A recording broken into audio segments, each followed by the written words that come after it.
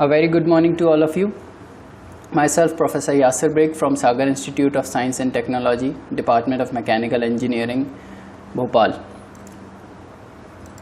You all know that we are undergoing the course of Engineering Thermodynamics, and today's topic in the course is diesel cycle. We are covering the third unit, which is called as gas cycles, and in gas cycles we have already seen many of the variations of the gas cycles. There are different variations, and all the variations were just by changing the process involved in the cycle, right? And we have already seen some of the cycles, and today's topic will be diesel cycle. So let's move on. Previously what we have seen, we have seen that what are air standard cycles, and then the first cycle that was developed, and the ideal cycle, which we call it as Carnot cycle.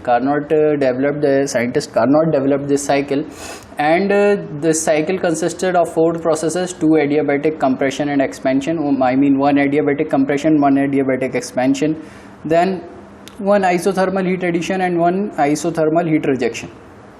So these were the 4 processes involved in this cycle, and this cycle was giving the maximum efficiency possible by any cycle, right? Then processes involved in this Carnot cycle, I have already just told you that there are 4 processes involved. Efficiency of the Carnot cycle we have already developed, and we have seen that it is not 100%, but it is the maximum among all the different cycles. We have seen that the assumptions that we have made in the Carnot cycle were very simple. But without those assumptions, this cycle wouldn't have been possible. And yes, this cycle is not possible to any engine cannot be possible which will be working on this cycle. Okay, so afterwards we have seen Otto cycle. Otto cycle was developed by Nicholas Otto, the scientist Nicholas Otto, and the Otto cycle was the first cycle on which a working fuel engine was developed, right? And the engine was developed by Carl Benz. We have seen in our last lecture. So the processes involved in this cycle were 2 processes, that were compression and expansion were adiabatic only, because we have already discussed that compression and expansion are such processes that in those processes, whatever the work we are giving and whatever the work we are obtaining, we do not want that work to be wasted in the form of heat. So that's why we want that process to be adiabatic, so that the whole amount of work will be obtained, or whole amount of expansion work will be obtained, or whole amount of compression work will be useful in order to increase the pressure and temperature of the fluid, right? And then we have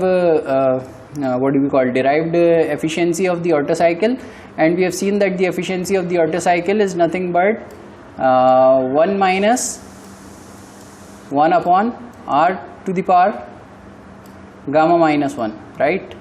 Where gamma is the air index, and this R is compression ratio. Compression ratio was a new terminology that we have derived, we have defined, and this was nothing but volume before compression divided by volume after compression, right? Volume before compression divided by volume after compression. So moving on with our today's topic is air standard diesel cycle. What do we call as air standard? We have already seen that air standard is the assumptions that we are taking. We are taking that the air will be our main fluid, not fuel, right? Whereas in reality we know that we need some sort of fluid in order to provide the combustion process, right?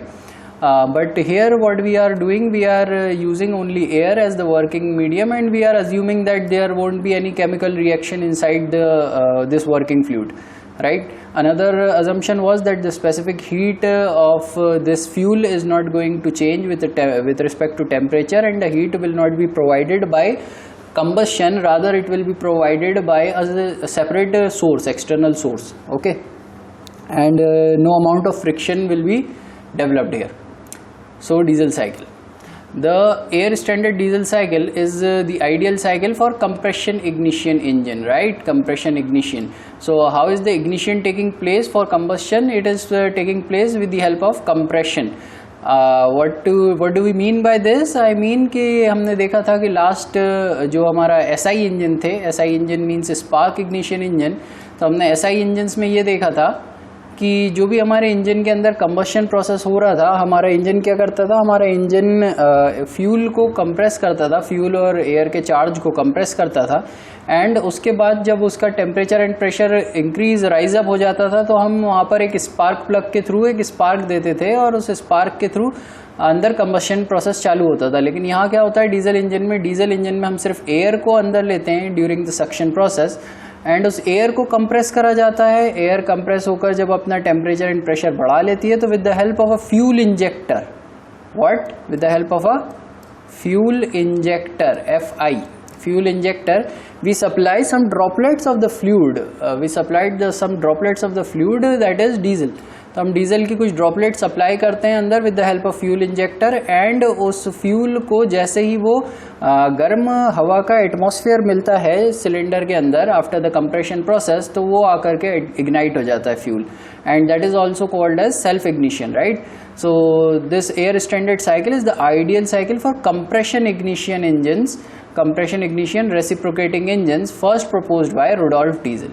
Okay, this was the cycle that was first proposed by Rudolf Diesel, and Rudolf Diesel was also the person who was credited with the development of the first engine, right? So he already developed this cycle, and then later on he wanted to develop the engine which is working on this cycle. So he tried to find out the investors, and he contacted some industrialists, and finally he was able to produce a car actually running on this diesel engine. Okay, so next, Carnot diesel cycle is also considered to be an air standard cycle. We have already seen that we are only considering air standard cycles right now, okay, because we are taking so many assumptions. The air standard diesel cycle is the idealized cycle for compression ignition internal combustion engine. So that means is कि compression ignition type के जो engine रहते हैं उसके ऊपर जो उस type के इंजन्स के अंदर जो आइडियल साइकिल वर्क करती है, वो आइडियल साइकिल जो है आपकी डीजल साइकिल रहती है। The cycle is shown in the next PV and TS diagram.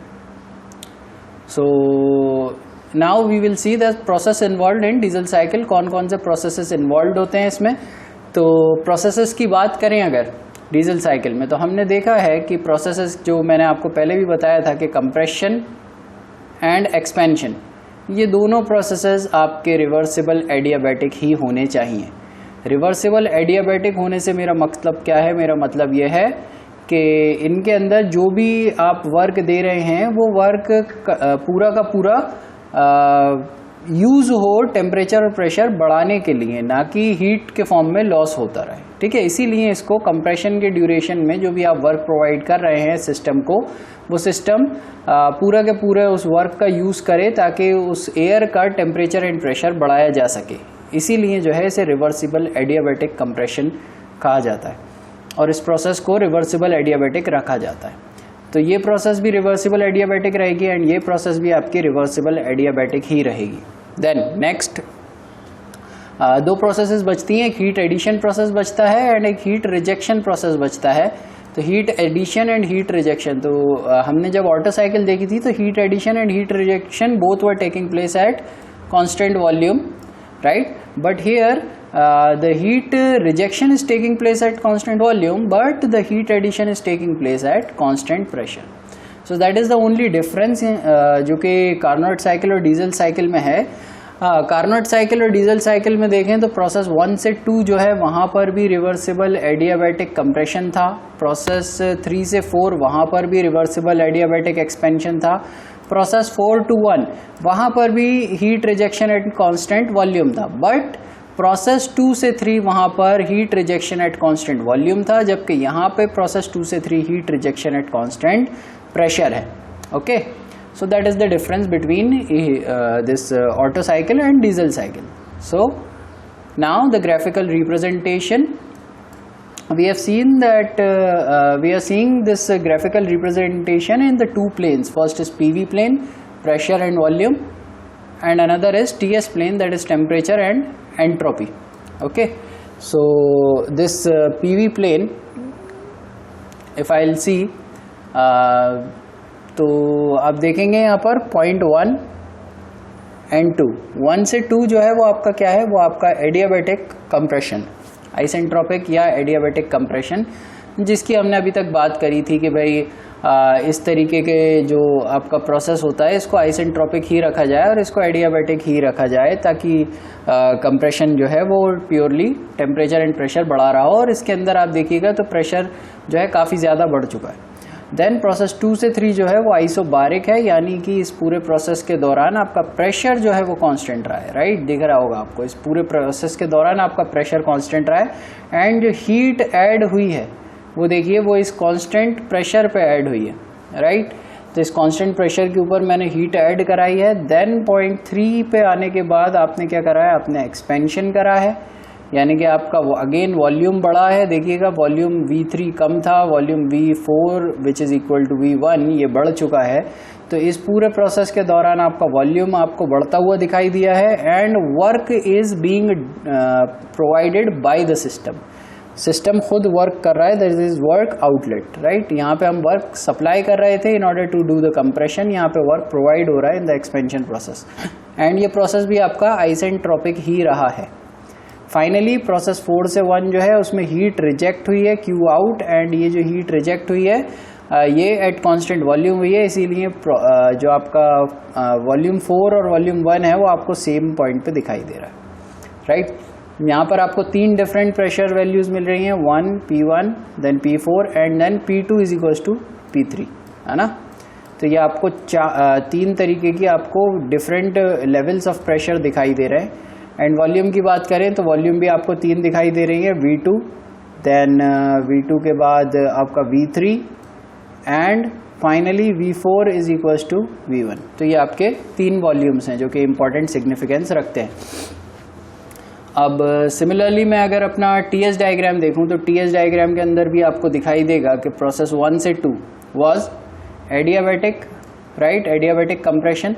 तो एडियाबैटिक यानी कि entropy will not be changing, so that is why S1 is equals to S2 यहाँ आपको दिखाई दे रहा है कि एंट्रोपी हमने चेंज नहीं करी है पॉइंट 1 और पॉइंट 2 की, सिर्फ हमने वर्क इनपुट दिया है और वर्क इनपुट देने की वजह से इसका टेम्परेचर जो है वो बढ़ गया है, ठीक है। अगर ये आप वर्क इनपुट दे रहे थे ये इधर टेम्परेचर और प्रेशर बढ़ाने का काम करता है या फिर ये क्या करता है, या फिर ये हीट के फॉर्म में रिजेक्ट हो जाता है, लेकिन हमने हीट को तो रिजेक्ट होने से मना कर दिया by making this process as adiabatic process, right. So that's why हमने जब इसको वर्क सप्लाई करा तो इसने क्या करा, इसने अपना टेम्परेचर एंड प्रेशर बढ़ा लिया और ये पॉइंट 2 पर पहुंच गया। देन पॉइंट 2 से देखिएगा ये पॉइंट 3 तक आ रहा है, तो this was heat supplied and heat supplied at constant pressure, right. तो heat supplied at constant pressure, last जो हमारा ऑटो साइकिल थी उसमें हमने देखा था this was heat supplied at constant volume, right, but here it is heat supplied at constant pressure. Then again point 3 से point 4 ये आपका आइसेंट्रोपिक प्रोसेस है, that is why entropy is constant and entropy is constant, that means S3 is equals to S4 and इस process में work जो है वो system हमें प्रोवाइड कर रहा है, तो that is work output and finally the close cycle is 4 to 1, okay. अब यहाँ पे सक्शन एंड एग्जॉस्ट प्रोसेस भी होता है, यानी कि पॉइंट 0 यहाँ कहीं रहता होगा एंड पॉइंट 1 ये है, तो 0 से 1 ये एक प्रोसेस रहती है एंड फाइनली जब साइकिल कंप्लीट हो जाती है तो यहाँ पे 1 से आने के बाद देन 0 तक अगेन ये आता है।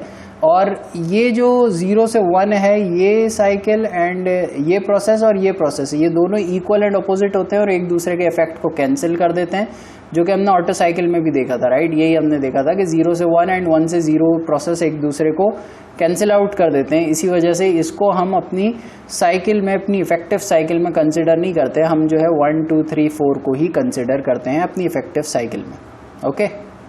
चलिए, and here P is pressure and V is specific volume. Moving on, this is our chart जो कि मैंने आपको बनाया था। मैंने आपसे कहा था किसी भी साइकिल के लिए अगर आप ये चार्ट बनाएंगे तो that will be very useful for you, और इसमें आप चारों प्रोसेसेस लिख लेते हैं जिस तरह मैंने यहाँ पे आपको चारों प्रोसेसेस शो करी हैं, प्रोसेस 1 2 2 3 3 4 4 1 एंड देन इसके अंदर हर प्रोसेस में 3 चीज़ें इंपॉर्टेंट रहती हैं, delta U, delta W and del Q, right. अब डेल्टा U हमने ये भी डिस्कस करा था कि डेल्टा U हमेशा MCV final temperature minus initial temperature रहेगा विदाउट एनी चेंज, हमेशा कुछ भी हो जाए, आप जब चेंज इन इंटरनल एनर्जी निकाल रहे हैं तो आपको mass into specific heat into final temperature minus initial temperature करके आप उस प्रोसेस के लिए निकाल सकते हैं। यही यहाँ पे है, यही यहाँ पर एंड यही यहाँ पर, चारों प्रोसेस में देख लें आप, mCv into final temperature of that process minus initial temperature of that process, जहाँ से टेम्परेचर जिस प्रोसेस पे ख़त्म हो रहा है, जिस पॉइंट पे प्रोसेस ख़त्म हो रहा है, माइनस जिस पॉइंट पे प्रोसेस चालू हो रहा है, T1 माइनस T4, है ना। Yes, and work done will be 0 when volume will not be changing, and volume was not changing in the process 4-1 because heat rejection was being done at constant volume. तो that is why यहाँ पर आपको इस block में 0 लिखा हुआ दिखाई दे रहा है and the rest of them are not 0. और हीट ट्रांसफ़र देखें तो हीट ट्रांसफ़र एडियाबैटिक के लिए 0 रहता है, तो adiabatic compression was there and adiabatic expansion was there, तो इसीलिए इन दोनों ब्लॉक्स में प्रोसेस 1 से 2 और प्रोसेस 3 से 4 में आपको 0 वैल्यू दिखाई दे रही है। Now from first law of thermodynamics हमें पता है, क्या पता है कि हीट ट्रांसफ़र जो होती है किसी भी प्रोसेस में, that is equals to work transfer plus change in internal energy. तो अगर प्रोसेस 1 से 2 सिर्फ इस प्रोसेस पे गौर करूं तो मुझे दिखाई देगा कि इस प्रोसेस के अंदर जो हीट ट्रांसफ़र हो रही है that is 0 will be equal to delta U plus del W. ठीक है, तो अगर ये 0 है तो obviously del W will be equal to minus of delta U, इसीलिए ये जो है माइनस ऑफ डेल्टा यू के बराबर है। तो आप देखें एग्जैक्टली यही का यही एक्सप्रेशन मैंने यहाँ पर लिखा है, बस एक माइनस साइन लिख दिया है ना। देन प्रोसेस सिमिलरली यहाँ पर भी देख सकते हैं आप, सेम काम करा गया है कि क्योंकि हीट ट्रांसफ़र 0 है इसीलिए आपका जो डेल्टा यू था वही डेल्टा यू एग्जैक्टली यहाँ पर लिख दिया गया है, बस एक माइनस साइन एक्स्ट्रा और लगा दिया गया है। क्यों? क्योंकि अगर डेल क्यू 0 हो जाता है तो डेल क्यू के 0 हो जाने की वजह से del W will be equal to minus of delta U, है ना, इसीलिए डेल्टा यू लिखकर और माइनस साइन लगा दिया गया। देन अगर इस प्रोसेस में देखें प्रोसेस 4-1, इसके अंदर आप कहेंगे डेल डब्ल्यू 0 है, तो अगर डेल डब्ल्यू 0 हो जाता है तो क्या होगा, डेल डब्ल्यू 0 हो जाता है तो del Q will be equal to delta U, यानी कि जो डेल क्यू है वो will be equal to delta U. तो इसीलिए आप देख रहे हैं मैंने यहाँ पे दोनों की वैल्यू एग्जैक्टली सेम लिखी है ना। फाइनली जब प्रेशर कांस्टेंट रहता है तो प्रेशर कांस्टेंट रहता है तो आपका वर्क डन होता है पी डी वी, यानी pressure into final volume minus initial volume, and जब प्रेशर कांस्टेंट रहता है तो आपका हीट ट्रांसफ़र होता है M C P into T final minus T initial, इसीलिए यहाँ पर ये एक्सप्रेशन लिखा हुआ है। तो ये आपका जो टेबल है ये आपको इतनी आपको ताकत देता है कि आप चारों प्रोसेस में किसी भी प्रोसेस को उठा लें, उस प्रोसेस में कोई भी आपसे चीज़ पूछ ली जाए, फॉर एग्जांपल पूछ लिया जाए प्रोसेस 2 से 3 में हीट ट्रांसफ़र क्या है, प्रोसेस 1 से 2 में वर्क डन क्या है, प्रोसेस 3 से 4 में चेंज इन इंटरनल एनर्जी क्या है, तो आप इस टेबल को अगर ध्यान में रखेंगे तो आप सारी चीज़ों का आंसर दे सकते हैं, है ना। चलिए now we are going to derive the efficiency of diesel cycle. तो डीजल साइकिल की एफिशिएंसी की अगर मैं बात करूं तो मैंने देखा है कि किसी भी चीज़ की अगर मैं एफिशिएंसी कैलकुलेट करने जाता हूं तो मुझे मालूम है कि ये होता है वर्क डन जो कि उस साइकिल के दौरान हुआ है, नेट वर्क डन है ना, work output minus work input, and divided by heat supplied.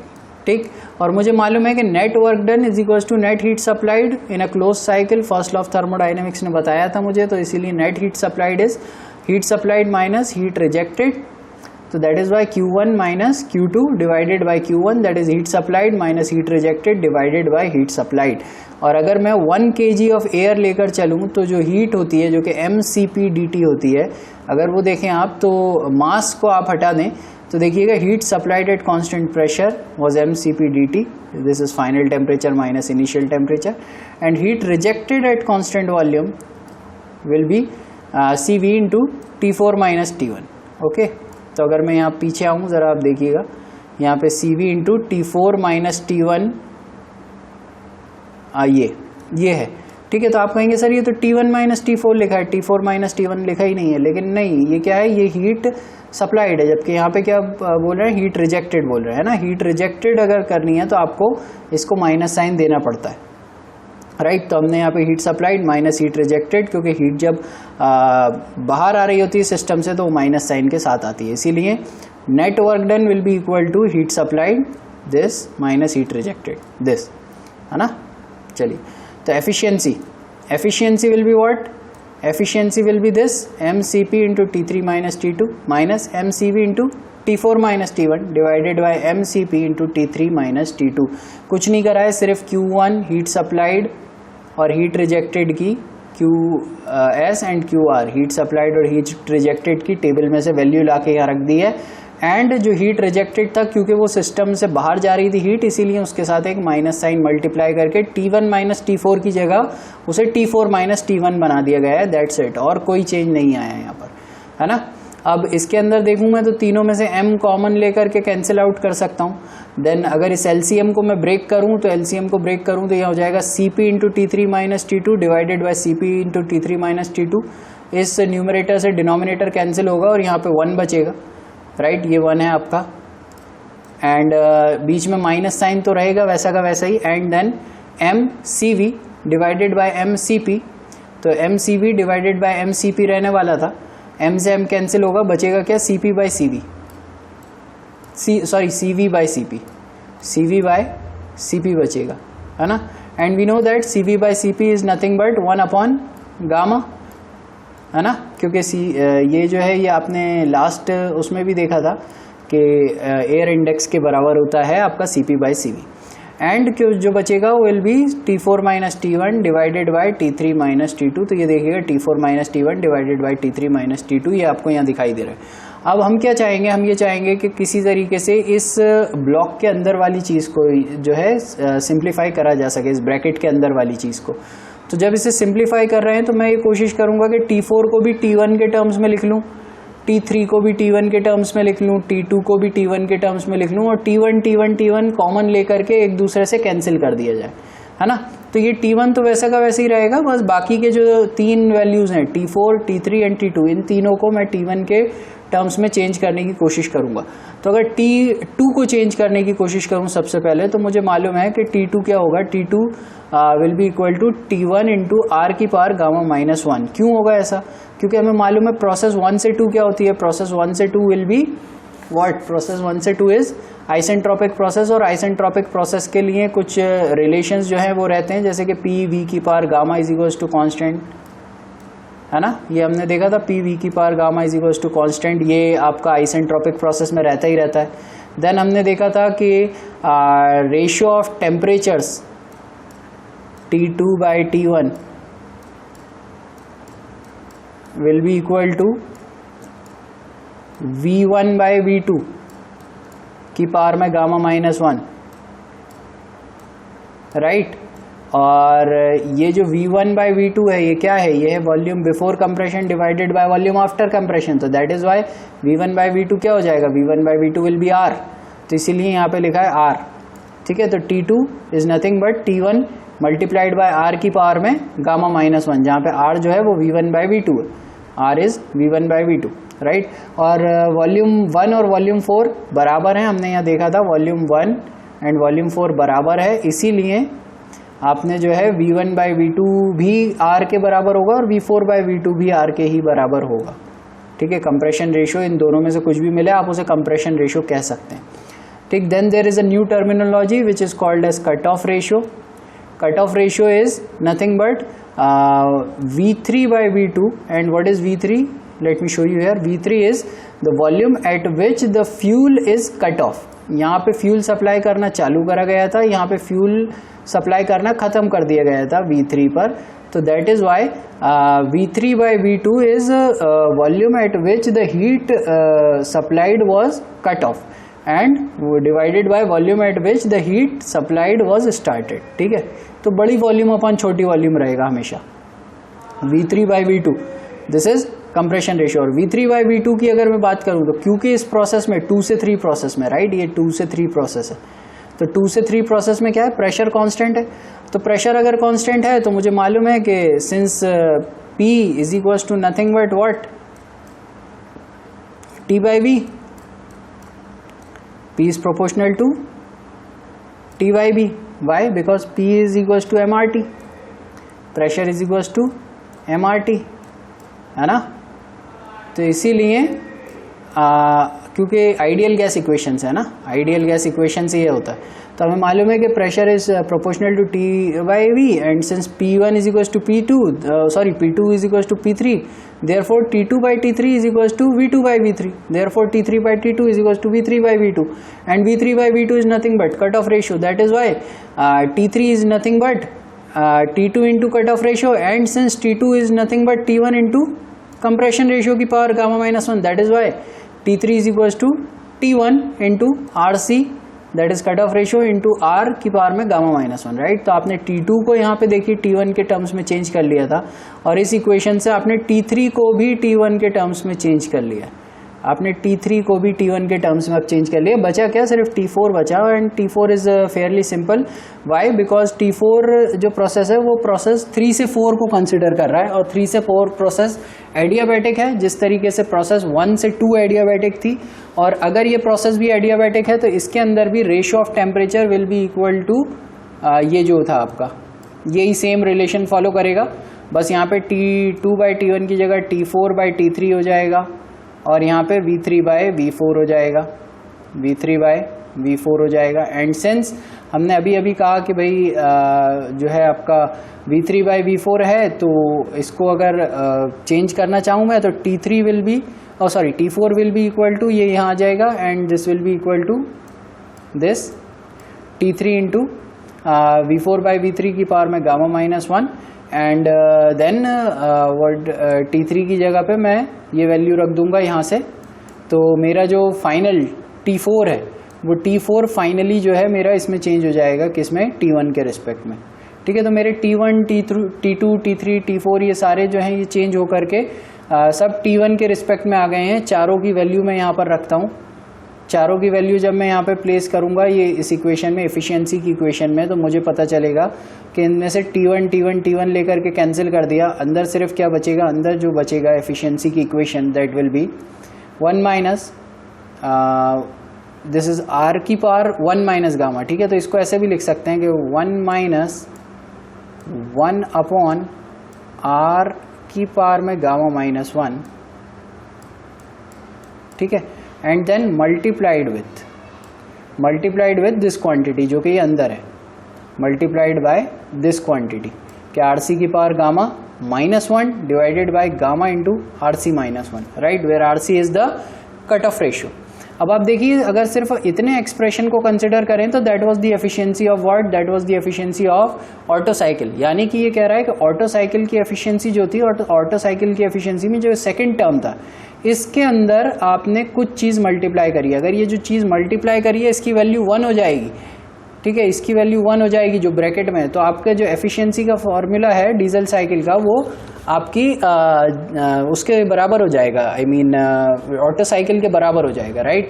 लेकिन इसकी वैल्यू जो है, इसकी वैल्यू 1 नहीं अगर रहेगी तो डीजल साइकिल और ऑटो साइकिल अपनी अपनी डिफरेंट एफिशिएंसीज बताएंगे. अब इसकी वैल्यू 1 रहेगी या 1 से ज़्यादा रहेगी या 1 से कम रहेगी, तो देखिएगा from the above expression it is observed that the thermal efficiency of the diesel engine can be increased by increasing the compression ratio. Yes, वहाँ पर भी कंप्रेशन रेशियो बढ़ाने से एफिशिएंसी बढ़ती थी, यहाँ पे भी डेफिनेटली बढ़ रही है.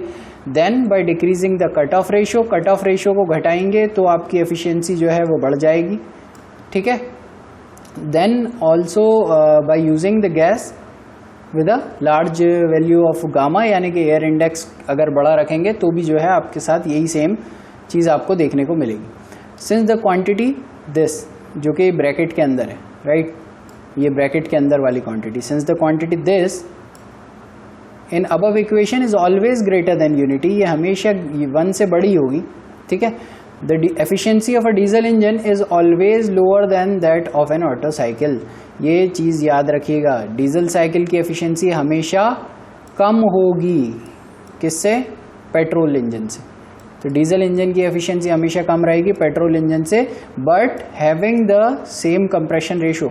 बट शर्त क्या है, शर्त यह है कि दोनों का कंप्रेशन रेशो सेम होना चाहिए, और अगर दोनों का कंप्रेशन रेशो अलग अलग है तो क्या होगा, तो जो है however in practical diesel engine uses higher compression ratio. असल में जो इंजन्स बनते हैं उनके अंदर डीजल इंजन को हायर कंप्रेशन रेशोज लेने पड़ते हैं. क्यों लेने पड़ते हैं, क्योंकि diesel engine compression ignition engine है. तो इसीलिए ये कंप्रेशन रेशियो इसका ज़्यादा रहता है। तो इसी वजह से क्या होता है कि इसको जो है हमेशा एफिशिएंसी इसकी फिर ज़्यादा निकल कर आती है, ठीक है, क्योंकि इसका कंप्रेशन रेशियो ज़्यादा होता है। अदरवाइज अगर सेम कंप्रेशन रेशियो लेंगे तो पेट्रोल इंजन हमेशा ज़्यादा एफिशिएंट होगा, ठीक है। Lastly we will see the differences between Otto engine and diesel engine. तो क्या डिफरेंसेस हैं? सबसे पहले homogeneous mixture of fuel and air formed in the carburettor is supplied to the engine.